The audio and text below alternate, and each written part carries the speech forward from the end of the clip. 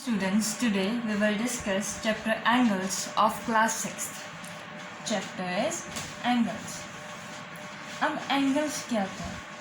ठीक, चैप्टर का नेम है, हमारा चैप्टर है 12 और उसका नाम है एंगल्स. तो एंगल्स क्या है कि कभी भी दो रेज जो आ रही हैं, दो लाइंस हो जाए या दो रेज हो जाए, जब वो इंटरसेक्ट करती हैं, ठीक, जो वो एंगल सब्सटेंड करती हैं एक वर्टेक्स पर, that is known as angle.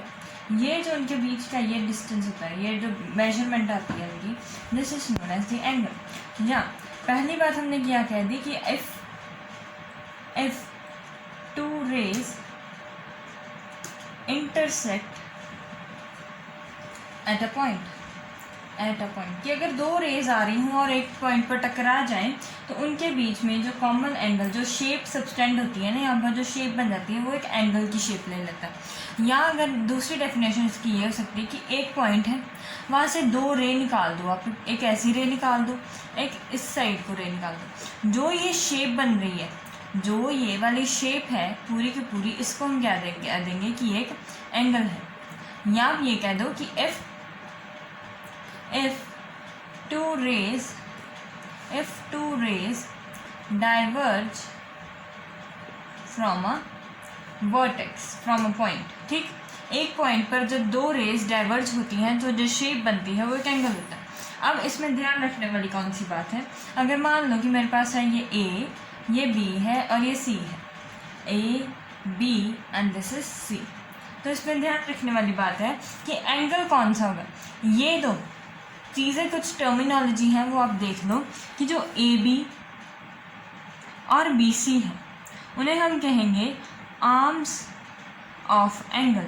Angle की आर्म्स हैं, A B line and B C line will be known as the arms of angle. ठीक, अब ये जो एंगल है इसको हम कैसे बोलेंगे, एंगल है जो हमारा उसको हम बोलेंगे दैट ये कौन सी पॉइंट पर है, बी पॉइंट पर है. इसकी एक ही ट्रिक है, ये बी पॉइंट पर है तो ये आएगा एंगल इज बी. अब बी को सेंटर में रखना है, दूसरे दो भी पॉइंट है उनको इधर उधर कर सकते हो. जहाँ मैं इसको लिख सकती हूँ A B C, angle A B C, या सी बी ए, कुछ भी लिख सकती हूँ. ये वाला जो एंगल है इसका नाम मैं क्या दे सकती हूँ, जिस पॉइंट पर ये बना है एंगल बी दे सकती हूँ. या फिर अगर मैंने तीनों का डिस्क्राइब करना है कि कौन सा एंगल है तो वो क्या आएगा, ए बी सी या सी बी ए. जो सेंटर पर आएगा वो कौन सा होगा, उसका एंगल होगा. क्योंकि जब आप बड़े हो जाओगे तो आपको ऐसे कुछ केसेस आ जाएंगे, ये आ जाएगा. ठीक, ये पॉइंट अब बी होगा, ये ए C D E F G. अब ये यहाँ पर जो एंगल बी आएगा वो तो बहुत सारों को डिफाइन कर देगा कि ये भी एंगल बी है, ये भी एंगल, यहाँ पर कितने सारे एंगल बन रहे हैं, बहुत सारे एंगल्स बन रहे हैं. अब ये सारों का नाम आप एंगल बी तो नहीं ना दे सकते, तो इसी वजह से हम पर्टिकुलरली कर देते हैं उसे कि एंगल को कैसे डिफाइन करो, आपकी ऐसे डिफाइन कर दो, वो ज़्यादा क्लियर आ जाता है कि उसमें ऐसे डिफाइन करेंगे. जैसे कि ये वाला जो एंगल है, ये वाला, इसको हम कह देंगे this is angle A then B then सी.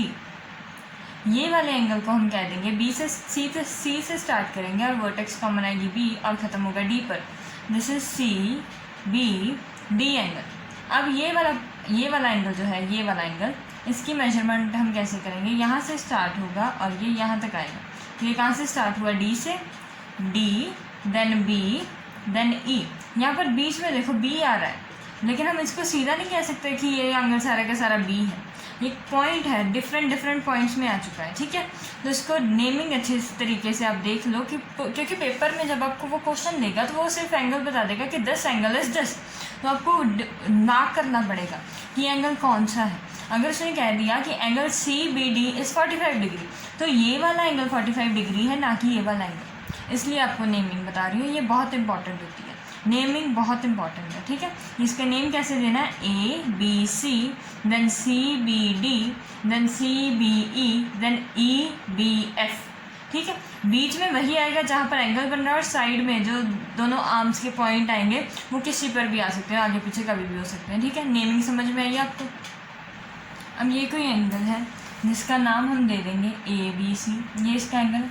अब इसके बाद हम करते हैं कि ये जो इसके अंदर वाला पार्ट आएगा, जो भी एंगल के अंदर वाला रीजन आएगा that is known as interior of an angle.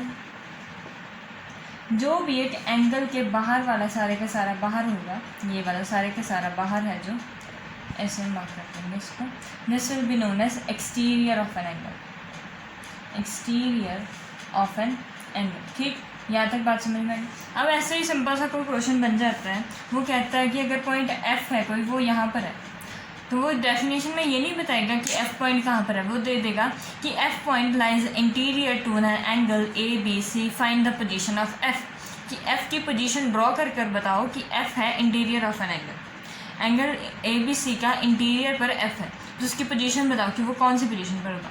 वो उसके अंदर कहीं पर भी हो सकता है। वो कहेगा कि डायग्राम बनाओ, तो आप क्या करोगे कि ऐसे एक डायग्राम बनाओगे, एंगल ए बी सी बनाओगे और कह दोगे कि यहाँ पर कहीं पर भी एफ लाई कर सकता है। ठीक, जो उसके अंदर एंगल के अंदर जो कहीं पर भी अप्लाई कर सकता है। अगर वो कह देता है कि एफ लाइज एक्सटीरियर, तो आप कह दोगे कि बाहर कहीं पर भी ड्रॉ कर कर कह दोगे कि यहाँ पर एफ पॉइंट है, क्योंकि उसने सिर्फ यही बोला है कि it is exterior to a point. ठीक है, ये तो थी एंगल के बारे में बात। अब हम बात करेंगे कि इसके मेजरमेंट कैसे करते हैं। मेजरमेंट ऑफ एन एंगल, कि एंगल जो है उसको हम मेजर कैसे करते हैं। कोई भी एंगल है, मान लो कि मेरे पास कोई एंगल है डी ई एफ, कोई इतना एंगल है, इसकी मैंने मेजरमेंट कर दी, तो इसकी मेजरमेंट किन टर्म्स में करते हैं। पहले तो यही पता होना चाहिए कि किन टर्म्स में करते हैं, हम कैसे डिफाइन करते हैं कि इतना एंगल है। तो इन टर्म मेजरमेंट हम करते हैं या डिग्रीज में करते हैं, मेनली हम डिग्रीज में मेजरमेंट करते हैं, या हम कर देते हैं मिनट्स में भी। डिग्रीज एंड मिनट्स, उन दो तरीक़ों से हम मेजरमेंट करते हैं। जहाँ सिंपल डिग्री की ये 60 डिग्री का एंगल है, या 45 डिग्री का एंगल है, या 50 डिग्री का एंगल है, इतना एंगल है, या हम कह देंगे कि इतने मिनट्स का एंगल है। ठीक है, डिग्रीज तो हम नॉर्मली, हमें मालूम है कि डिग्रीज को कैसे कैलकुलेट करते हैं। आप प्रोटेक्टर लोगे, प्रोटेक्टर कुछ इस शेप का होता है, सेमी सर्कल की शेप का होता है, जहाँ पर सारे के सारे मार्क्स होते हैं कि एंगल, ये 90 डिग्री का एंगल हो जाता है, ये 180 डिग्री, वहाँ पर सारे के सारे एंगल मार्क होते हैं कि ये 1 डिग्री है, ये 2 है, ये 45 है, ये 30 है, ये 60 है, ये 90 है, ये 100 है। सारे के सारे एंगल्स जो होंगे प्रोटेक्टर पर मार्क होंगे। ठीक है, इसको आप डी कह लो जो छोटी सी, या प्रोटेक्टर कह लो। इसकी मदद से जब भी आपको एंगल दिया होगा उसके ऊपर आप इसे रख दोगे। इसे रखने के बाद आपको सिंपल सीधी सी वैल्यू मिल जाएगी कि इतना वैल्यू है, तो वो आप सीधा के सादा सीधी की सीधी वैल्यू लिख दोगे। ठीक है, ये तो सर डिग्रीज की measurement with the help of protractor. अब हम मिनट्स के बारे में बात करते हैं कि मिनट्स की मेजरमेंट हम कैसे करते हैं। मिनट्स की मेजरमेंट हम ऐसे करते हैं कि हमने माना है कि जब एक पूरी कंप्लीट रोटेशन होती है उसमें 360 का एंगल बनता है, और जो 1 डिग्री होती है ना, 1 degree is always equal to 60 minute. जब भी 1 डिग्री एंगल होगा तो वो किसके इक्वल आएगा, 60 मिनट्स के इक्वल आएगा। ठीक, और 1 degree is equal to 60 minute, और 1 मिनट में कितने सेकेंड होते हैं, 60 second, and 1 minute is equals to 60 second. ये बात आपने याद रखनी, इस पर आपको पेपर में क्वेश्चन आ सकता है। वो कह देगा कि कन्वर्ट कर दो, कोई इतना डिग्रीज में एंगल है उसको मिनट्स और सेकंड्स में कन्वर्ट कर दो, ऐसे क्वेश्चन दे देगा वो एग्ज़ाम में आपको। तो कैसे करना है, आपको ये बात याद रखनी है कि 1 डिग्री में 60 मिनट्स होते हैं और 1 मिनट में 60 सेकेंड्स होते हैं। ठीक है, इसी बात पर हम एक क्वेश्चन कर लेते हैं। क्वेश्चन में कहा है उसने कि मेरे पास 86 मिनट है, कन्वर्ट 86 मिनट्स इनटू डिग्रीज। उसने क्वेश्चन दे दिया मुझे कि मेरे पास 86 मिनट्स हैं और उनको मैंने डिग्री में कन्वर्ट करना है। अब ये देखो, अगर 60 मिनट है तो 1 डिग्री बन रहा है, 60 मिनट्स में 1 डिग्री बन रहा है, मतलब 86 मिनट्स है, 86 मिनट, उसको मैं कैसे लिख सकती हूँ, 60 मिनट्स प्लस 26 मिनट ऐसे लिख सकती हूँ। और 60 मिनट की क्या बन जाती है, 1 डिग्री, 1 डिग्री 26 मिनट ऐसे लिख सकती हूँ मैं इसको, क्योंकि मैंने जो 60 मिनट्स थे उनको 1 डिग्री लिख दिया और जो रिमेनिंग थे उसको वैसे ही लिख दिया। अब सेकंड क्वेश्चन देख लो, अगर मेरे पास है 150 सेकेंड्स इनटू मिनट्स, 150 सेकेंड्स को मैंने मिनट्स में चेंज करना है। ठीक, अब इसको कैसे करना है, हमेशा जब भी आप इसको चेंज करो ना तो 60 के मल्टीपल लेकर चलो, क्योंकि ये 60 में डिवाइड होंगे, ये 60 के टर्म्स में आएंगे। तो 150 को मैं लिख सकती हूँ कि this will B 120 plus 30, 120 seconds plus 30 seconds, ये लिख सकती हूँ मैं इसको। 30 सेकेंड्स। अब 120 को मैं क्या लिख दूँगी, 2 × 60 + 30। अब 60 सेकेंड्स का क्या बन जाता है, 1 मिनट।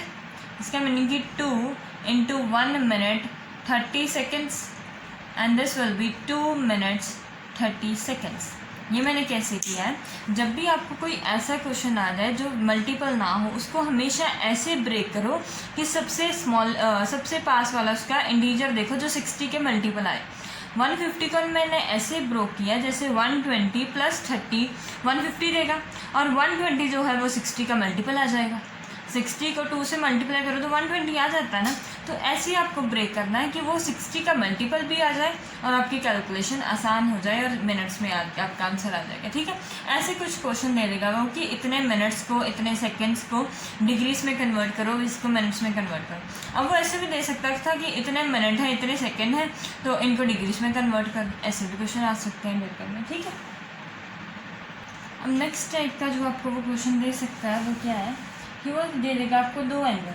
एक एंगल मान लो उसने दे दिया 24 degree 55 minutes 10 seconds and 46 degrees 24 minutes 59 seconds.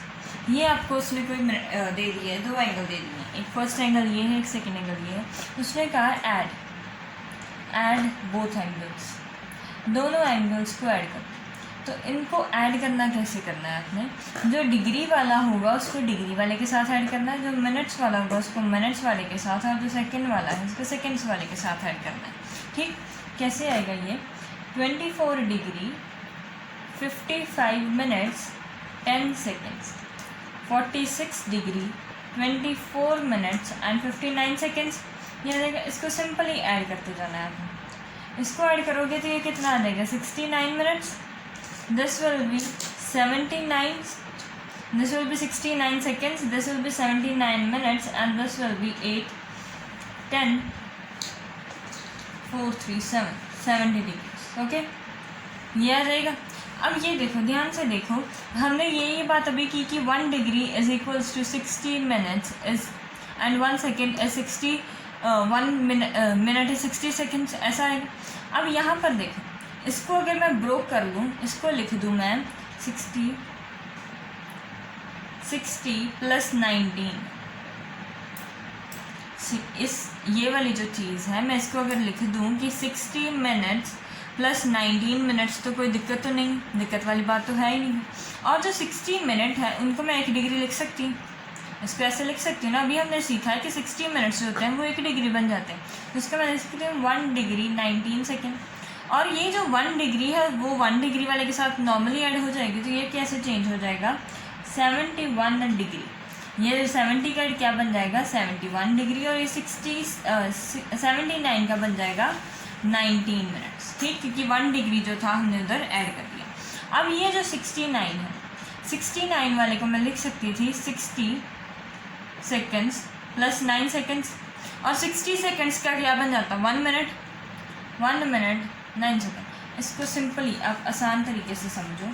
सबसे पहले लास्ट से शुरुआत करो, आप कंफ्यूज हो जाओगे, वैसे लास्ट से स्टार्ट करो, इसको यहाँ से स्टार्ट करते हैं। यहाँ से इसको लिख दिया मैंने 60 सेकेंड्स + 9 सेकेंड, और 60 सेकेंड का क्या बन जाता है, 1 मिनट, तो ये आ गया 1 मिनट 9 सेकेंड्स। अब ये जो 1 मिनट है वो इसमें ऐड हो जाएगा, ये यहाँ पर ऐड होगा अगर, तो ये बन जाएगा 80 मिनट्स एंड यहाँ पर ये क्या रह जाएगा, सिर्फ 9 सेकेंड्स। 80 मिनट्स हो गए। अब 80 मिनट्स भी तो ज़्यादा हैं, 80 मिनट्स को भी मैं डिग्रीज में कन्वर्ट कर सकती हूँ आसानी से। तो 80 को मैं ब्रोक कर दूँगी 60 पर, 61 + 20, ये आ जाएगा, 2 मिनट आ जाएंगे। 60 minutes + 20 minutes will give me 80 minutes, और 60 मिनट्स क्या बन जाती है, 1 डिग्री। 60 मिनट्स का क्या बनती है, 1 डिग्री बनती है, तो 1 डिग्री जो बनी वो यहाँ पर ऐड होकर ये क्या आ जाएगा, 71 डिग्री। तो अब हमारा पूरी की पूरी इक्वेशन कैसे चेंज हो गई है, ये आएगा 71 डिग्री, ये वाला तो चेंज हो गया, ये कैंसिल, अब ये रह गया 20 मिनट्स 9 सेकेंड्स, ये आएगा आपका आंसर। आप यहाँ तक छोड़कर उसको नहीं आ सकते। क्यों नहीं आ सकते? क्योंकि ये आगे भी कन्वर्ट हो सकते हैं। ये इसमें जाएगा, ये इसमें जाएगा। शुरू कहाँ से करोगे आप? लास्ट में। लास्ट से देखोगे कि लास्ट वाला चेंज हो रहा है, अगर चेंज हो रहा है तो उसको चेंज कर दो, फिर इस पर आओगे, इसको चेंज, अगर ये हो सकता है तो उसको इसमें चेंज करोगे। ऐसे आपने ऐड करना सीखना है, ठीक है। अब नेक्स्ट टॉपिक है types of angle. Types of angle कि एंगल किस किस टाइप्स के हैं। हम नॉर्मल सिंपल से कुछ टाइप्स के एंगल इस वीडियो में डिस्कस करेंगे और बाकी रिमेनिंग जो है वो नेक्स्ट वीडियो में डिस्कस करेंगे। सो पहला टाइप एंगल की है एक्यूट एंगल, जो हमने डिस्कस करना है उसकी बात करना है। Acute angle, right angle, obtuse angle, straight line, complete angle, and sixth one is reflex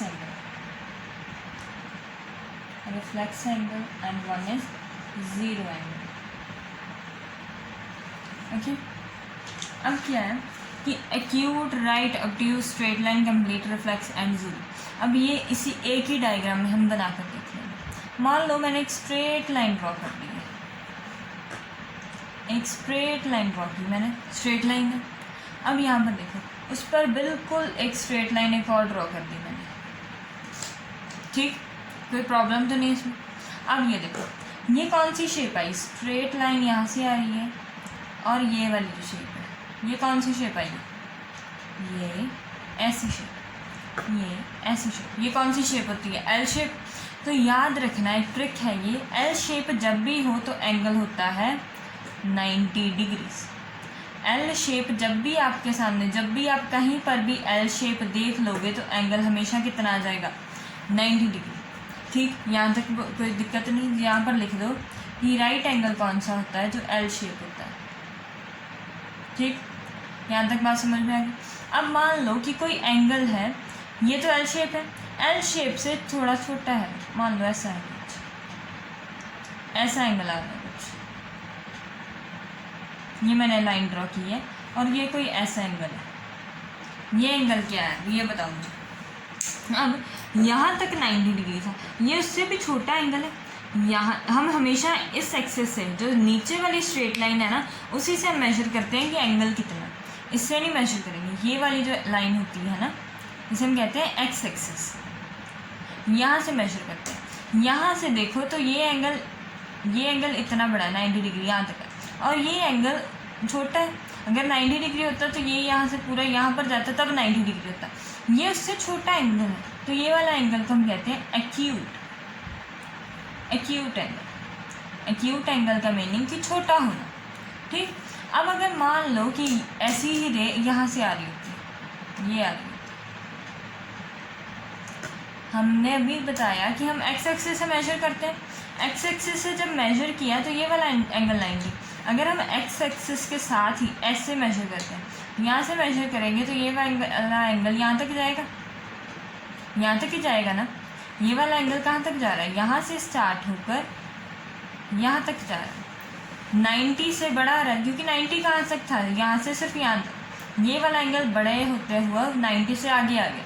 तो जो एंगल 90 से बड़े होते हैं उन्हें हम कहते हैं ऑब्ट्यूस एंगल। जो भी एंगल 90 डिग्री से बड़ा होगा, इसको हम कहते हैं 90 डिग्री से भी ज़्यादा। Obtuse angle is greater than 90 degree, 90 degree से बड़ा। Acute angle is less than 90 degree. ये बात समझ में आएगी यहाँ तक कि एक्यूट जो होगा वो 90 से छोटा होगा और ऑब्ट्यूस जो होगा वो 90 से बड़ा होगा। जैसे ए पहले आता है तो ए छोटा, ओ बाद में आता है तो ओ बड़ा, ठीक। अब हमने ये वाली लाइन जो स्ट्रेट लाइन ड्रॉ की थी, जो ऐसी स्ट्रेट लाइन ड्रॉ हुई है, उसके ऊपर जितना एंगल है, ये वाला एंगल जितना भी होता है, इसका सम होता है 180 डिग्री। ऐसा क्यों है वो देख लो। जब मैंने स्ट्रेट लाइन ड्रॉ की थी और ये दो पार्ट्स में डिवाइड हो रहा था, ये एक 90 इस तरफ आ रहा था और वैसा ही तो 90 एक तरफ इस तरफ भी बन रहा है। अगर ये मैंने ड्रॉ किया था कि एल शेप यहाँ पर आ रही है, अगर ये वाली एल शेप बन रही है तो ये भी तो एक एल शेप बन रही है, लेकिन उल्टी बन रही है। ये भी एल शेप है, ये भी एल शेप है, लेकिन फ़र्क ये है कि ये सीधा एल है, ये उल्टा एल, लेकिन है तो एल। मैंने यही बताया कि जब भी आपको एल दिख जाए, सीधा दिख जाए, उल्टा दिख जाए, तो होगा क्या 90 डिग्री। इसका मीनिंग कि यहाँ पर भी 90 डिग्री और यहाँ पर भी 90 डिग्री, 90 + 90 विल बी 180 डिग्री। तो याद रखना कि जब भी स्ट्रेट लाइन हो तो एंगल होगा 180 डिग्री। ठीक, यहाँ तक बात समझ में आ गई। अब अगर मान लो कि ये मैंने दोनों तरफ ड्रॉ कर दिया होता, इस लाइन को मैंने लंबा खींच लिया तो थोड़ा सा और लंबा खींच लिया, तो वैसे ही यहाँ पर भी एल बन जाता है कि ये भी 90 हो जाता। वैसे ही यहाँ पर 90 बन जाता, ये भी 90 हो जाता, अब ये भी 90 हो जाता। ठीक है, जैसे यहाँ पर 90, यहाँ पर 90, ये एल, ये भी एल, 90 90 90 90 90 90 हो गए सारे। अगर इनका सम 180 है तो इनका भी सम 180। और अगर मैं टोटल बात करूँ कि इस पॉइंट से स्टार्ट कर वापस से एंगल इसी पॉइंट पर आ जाए, पूरे का पूरा सर्कल बन जाए, ये पूरा क्या बनाए, सर्कल ही बनाए। सर्कल का सम कितना होता है 360 डिग्री। जो कंप्लीट एंगल है उसका सम आता है 360 डिग्री। यहाँ तक बात समझ में आएगी कि पूरा एंगल कितना है। एक्यूट एंगल है 90 से छोटा, ऑब्ट्यूस एंगल ओ बड़ा तो 90 से बड़ा। अब स्ट्रेट लाइन पर 2 एल आएंगे तो 90 + 90 180। कंप्लीट एंगल में 4 एल दिख रहे हैं हमें, 1 2 3 4 एल है तो उसका सम कितना आ जाएगा 360 डिग्री। इसको ऐसे भी लिख सकते हो 90 90 90 90, 4 बार 90 को प्लस करोगे तब भी 360 आ जाएगा, और 2 बार 180 को प्लस करोगे तब भी 360 आ जाएगा। ठीक, अब नेक्स्ट है रिफ्लेक्स एंगल। रिफ्लेक्स एंगल बच्चे, रिफ्लेक्स एंगल क्या है? रिफ्लेक्स एंगल होता है कि जैसे ये वाला एंगल एक्यूट था ना, तो मैं एक और एक्यूट एंगल ड्रॉ करती हूँ। एक ये एक्यूट एंगल ड्रॉ किया मैंने, लेकिन अब इस एंगल को नहीं मेजर करना मैंने, ये इसके बाहर वाले एंगल को मेजर करना है। पहले हमने मेजर किया इस वाले एंगल को, तो ये हमने कह दिया था कि ये एक्यूट एंगल है, ऐसे ही बोला, ये एक्यूट एंगल बोला मैंने। लेकिन अगर मैं मेजर करूँ कि एक्यूट एंगल के जो बाहर वाला एंगल है सारे का सारा वो कितना है, तो वो होता है, उसको हम कहते हैं रिफ्लेक्स एंगल। जो उसके बाहर वाले, एक्यूट के बाहर वाले सारे का सारा एंगल होगा उसे हम क्या कर देंगे, रिफ्लेक्स एंगल। और ज़ीरो एंगल क्या है, जिसकी ज़ीरो वैल्यू हो, 0 डिग्री वैल्यू। ठीक है, रिफ्लेक्स एंगल की बात ध्यान में रखने वाली अब क्या है, ये देखो, ये पूरा सर्कल होता अगर ये एक्यूट एंगल बीच में ना आता, ये कंप्लीट एंगल हो जाना था, ये इसने पूरा सर्कल बन जाना था। पूरे सर्कल का सम कितना होता है 360। इसका मीनिंग कि जब भी आपके पास रिफ्लेक्स एंगल आए और एक एक्यूट एंगल आए तो उनका सम कितना हो जाएगा 360। लेकिन अगर एक हो, एक ही रिफ्लेक्स एंगल आए और एक ही एक्यूट एंगल आए तो उन दोनों का सम कितना आ जाएगा 360 डिग्री। इस पर हम एक छोटे छोटे थोड़े से क्वेश्चन कर लेते हैं। अब उसने हमें ये 2 क्वेश्चन दे दिया। उसने कहा, यहाँ पर कहा है कि इन दोनों x की वैल्यू फाइंड करो, फाइंड x दे दिया कि उसने x फाइंड करो। अब ये देखो, ये क्या है, ये मेरे पास दे दिया है कि a और d स्ट्रेट लाइन है। मैंने अभी बताया कि जब भी एक स्ट्रेट लाइन हो तो उसका सम कितना आता है। पूरी एक स्ट्रेट लाइन कब बनती है, जब 2 90 थे और 2 90 का सम था 180। तो आपको ये हमेशा एक बात याद कर लेना कि जब भी एक स्ट्रेट लाइन हो तो उसका एंगल कितना होता है 180 डिग्री। ये बात समझ में आएगी। अब इन तीनों एंगल्स का सम जो होगा वो 180 होगा। मीन्स ये वाला एंगल जो है वो 180 है। ये कंप्लीट एंगल कब कब बन रहा है, x + 120 + 30 अगर मैं कर दूँ, x + 120 + 30 अगर मैं कर दूँ तो 180 बन रहा है, पूरी कंप्लीट बन रहा है सेमी सर्कल। तो यहाँ से x की वैल्यू क्या आ जाएगी 180 - 150 दैट विल बी 30 डिग्रीज। तो x की वैल्यू आ गई 30 डिग्री। ठीक, पहली बात समझ में आ गई कि स्ट्रेट लाइन क्या है। अब दूसरा उसने क्वेश्चन दे दिया मुझे कि ये उसने दे दिया कि कोई A, B and C है मेरे पास, उसमें एक्यूट एंगल ये 60 डिग्री दिया है मुझे। उसने बोला कि मेरे पास ये वाला एंगल फाइंड करो। अभी हमने डिस्कस किया था कि जब भी कंप्लीट रोटेशन होती, अगर ये पूरे का पूरा सर्कल हो जाता तो इसका सम आ जाता 360 डिग्रीज। कंप्लीट रोटेशन का सम होता है 360 डिग्रीज, लेकिन ये थोड़ा सा इतना कम है, इतने कम की वैल्यू मुझे मालूम है कि वो 60 डिग्रीज है। तो यहाँ से मैं लिख सकती हूँ कि अगर ये वाला एंगल और ये वाला एंगल मिक्स हो जाए, कंबाइन हो जाए, तो मेरे पास रिजल्ट आएगा 360 डिग्रीज। ठीक, तो x की वैल्यू यहाँ से कितनी आ जाएगी 360 degrees - 60 degrees that will be 300 degrees. और x क्या है, रिफ्लेक्स सेक्शन है, रिफ्लेक्स एंगल है। ठीक, ऐसे कुछ क्वेश्चन आपको पेपर में आ सकते हैं, ठीक है। This is all type of question which we have and all types of angle which we will discuss in this lecture. Remaining chapter will be discussed in next video, so wait for the next video. Till then, enjoy your studies. Goodbye.